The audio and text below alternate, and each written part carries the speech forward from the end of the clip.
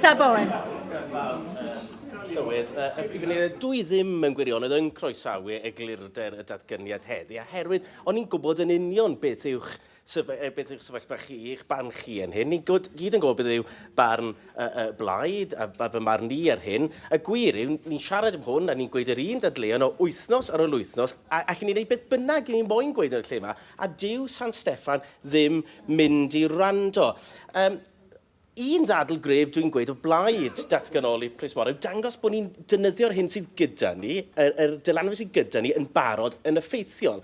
Oherwydd bydd e'n newid y lle hwn, datganoli Prifysgol a gyfiawn, dros dreian o waith ychwanegol. Dwi'n poeni bod ni'n colli cyfle ar ôl cyfle i ddangos bod ni o ddifri ynglyn â datganoli Prifysgol. Mae heddlu o hyd yn siarad bod nhw ddim wedi cael jabs Covid sbar. Amser cywir bod nhw'n gofeddliau reng flan heb y jabs Covid. Mae ymgeiswyr heddlu o hyd yn goffer ymgeisio yn Saesneg heb cael gallu ymgeisio fe trwy'r Gymraeg. Ac yn y maes Brifysgol, mae Prifysgol yng Caerdydd heb cael ei gwobrwyo y gwaith ynglyn â gwaith ymchwil y Prys Academi. Nath Llywodraeth Cymru addo nôl ym mis Rhagfyr i ysgrifennu unioni'r gam yma, ond dyw e dal ddim wedi digwydd.